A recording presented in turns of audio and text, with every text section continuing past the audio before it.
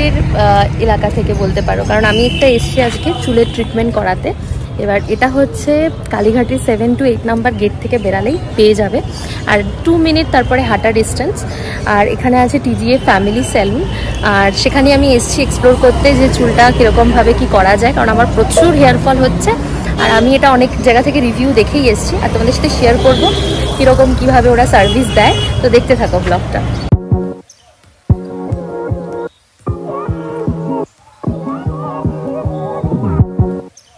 তো আমরা ভিতরে আসার পর দেখলাম প্রায় অনেকেই সার্ভিসেস নিচ্ছে, কারণ এটা তখন 12টা কি 12:30 হবে, আমার এক্স্যাক্ট টাইমটা মনে নেই। তো তারপরে আমি ম্যাডামের সাথে বললাম যে আমার অলরেডি থ্রু হোয়াটসঅ্যাপ বুকিং করা ছিল, উনি আমাকে বললো কিছুক্ষণ ওয়েট করুন, আমরা ডেকে নিচ্ছি। আচ্ছা, মানে ন্যানোপ্লাস্টিয়ারই আলাদা শ্যাম্পু কন্ডিশনার ওরকম আছে না? এক্স্যাক্টলি আমাদের ওটা W1 এর।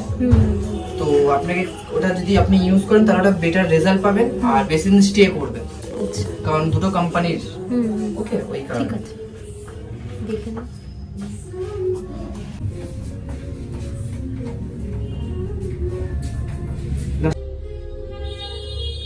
তো এখন আমি এখানে বসে আছি, আমার হেয়ারটা আগে ওরা স্ক্যাল্পটা টেস্ট করে নিয়ে গেছে, ওটা ওই ড্যান্ড্রাফ আছে, রাফনেস আছে। তো মেনলি ওরা যেটা সাজেস্ট করলো সেটা হচ্ছে ন্যানোপ্লাস্টিয়া করলেই ভালো হয়। তো তারপরে শুরু হলো ফার্স্টে হেয়ার ওয়াশ করা, কারণ আমি ইনক্লুড করেছিলাম একটা ড্যান্ড্রাফ ট্রিটমেন্ট এই ন্যানোপ্লাস্টিয়ার আগে, কারণ আমি যখন ওনাদের সাথে ফার্স্ট কথা বললাম আর তারপরে তোমরা দেখতে পেলে ওরা আমার স্ক্যাল্পটাকে টেস্ট করছিল যে আমার স্ক্যাল্পটা কীরকম আর আমার কি ট্রিটমেন্ট চুলের জন্য ভালো হবে, যেহেতু আমার খুব হেভি হেয়ার ফল হচ্ছিল। তো তারপরে ওনারা বলল যে আমাকে আগে ফার্স্ট ড্যান্ড্রাফ ট্রিটমেন্টটা করতে হবে, কারণ আমার মোটামুটি স্ক্যাল্পে ড্যান্ড্রাফ আছে। তো তাই জন্য আমি বললাম ঠিক আছে, তো আমি রাজি ছিলাম। তো তারপরে ওনারা স্টার্ট করে দিল, হেয়ারটাকে আগে ভালো করে ওয়াশ করে নেওয়া হয়েছে, আর তারপরে এখানে পার্টিশন ওয়াইজ এটা লরিয়ালেরই একটা ড্যান্ড্রাফ ট্রিটমেন্ট করা হচ্ছে।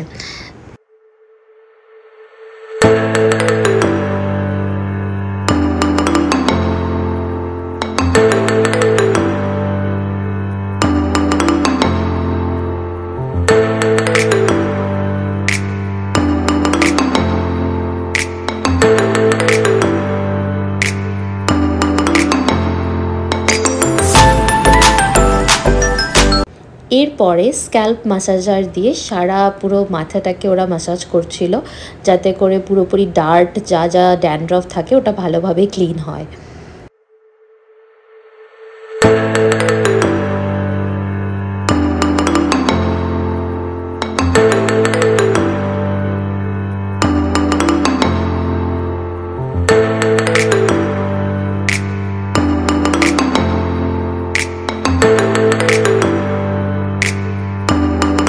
যেহেতু আমার অয়েলি স্ক্যাল্প, তো তাই জন্য স্টিম দিয়ে নিয়েছিল।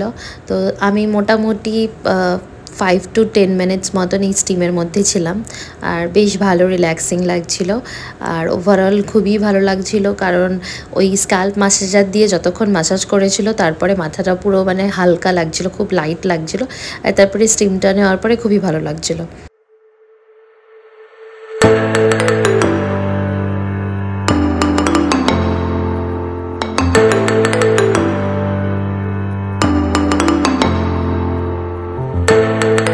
তারপরে আবারও হেয়ারটাকে ওয়াশ করে এরপরে হেয়ারটাকে ওরা খুব ভালো করে ড্রায়ার দিয়ে শুকিয়ে নিল, আর তারপরে দেখো আর কি কি প্রসেস আছে।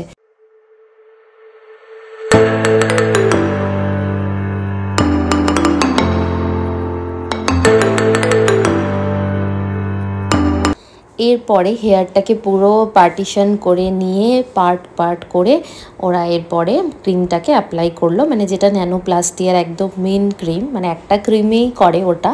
তো সেই ক্রিমটাকে ওরা সারা পুরো চুলের মধ্যে অ্যাপ্লাই করলো পার্ট করে করে।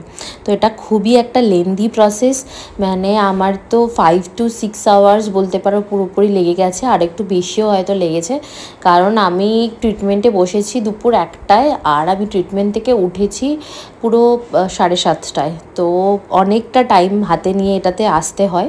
তোমরা যারা ভাবছো এটা করাবে তারা অনেকটা টাইম হাতে নিয়ে এসো, আর আগে থেকে ভালো করে বুকিং করে তারপরে এসো না হলে একদিন আসতে হবে, তারপরে ওই টাইমটা শোনার পরে হয়তো অনেকেই ভাববে আমরা নেক্সট ডেতে করাবো। তো সেই জন্য এটা আগে থেকে ঠিক করে আসাই ভালো, কারণ অনেকটা যেহেতু টাইমের ব্যাপার। আর এরপরে তো এরা খুবই মানে আমার এবার স্টার্ট হয়ে গেছিলো, ভালো করে ওরা চুলের মধ্যে সারা চুলে ক্রিমটাকে অ্যাপ্লাই করে নিল। আর এরপরে দেখো এই চুলটাকে পুরো গুটিয়ে দিয়ে ওরা র্যাপ করে দিচ্ছে, যাতে করে পুরোপুরি ক্রিমটা অ্যাবজর্ব হয়ে যায়।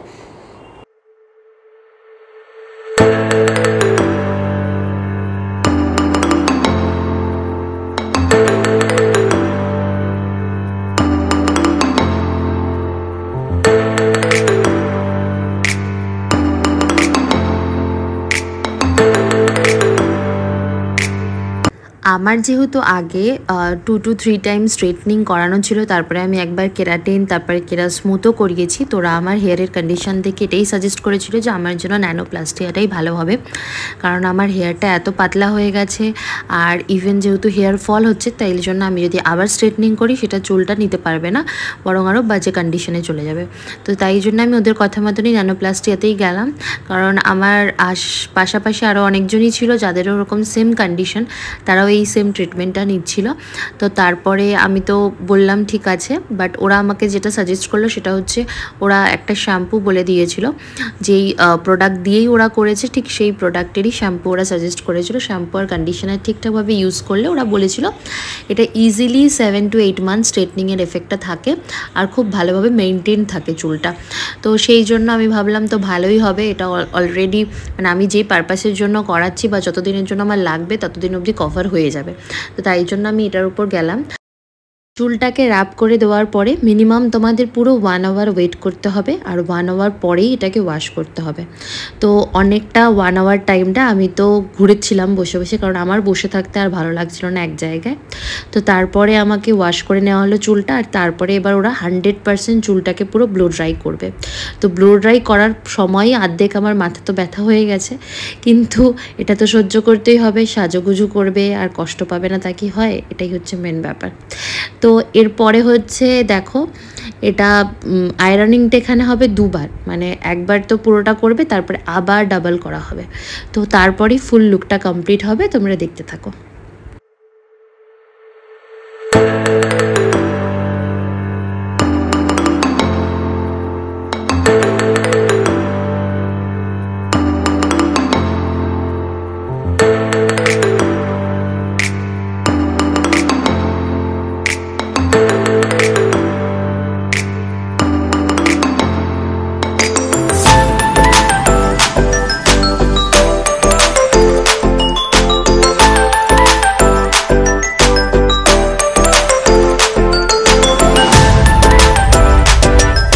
আমার বিয়ে যেহেতু ফেব্রুয়ারিতে, তাই আমি ভেবেছিলাম চুলের ট্রিটমেন্টগুলো কিছুদিন পরেই করাবো, কিন্তু আলটিমেটলি চুলের অবস্থাটা এতটাই বাজে কন্ডিশনে চলে গেল, তারপরে ভাবলাম না এই চুল নিয়ে আর ঠিকঠাক থাকা যাবে না।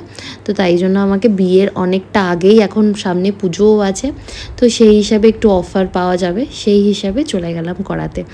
তো আমার মোটামুটি তো তারপরে 2 বার ডবল আয়রনিং হওয়ার পরে এখন আমার হেয়ারটাকে ওয়াশ করিয়ে নেওয়া হয়েছে, আর এখন দেখো এটা ভালো করে আবার সেই ব্লো ড্রাই করে ওরা সেট করে দিচ্ছে। 6 to 7 আওয়ার্স ওয়েট করার পরে যে ট্রিটমেন্টের রেজাল্টটা এলো সেটাতে আমি খুব হ্যাপি। চুলটা আগের মতন ফুরফুরে স্ট্রেট হেলদি লাগছিল দেখতে। তো তোমাদের যদি কোনো রকম ফার্দার কোয়ারি থাকে আমাকে কমেন্ট করতে ভুলো না, আর ব্লগটি ভালো লাগলে please like, comment, share and subscribe my channel. এটা সেলুনের থেকে একটা গিফট ছিল। টাটা।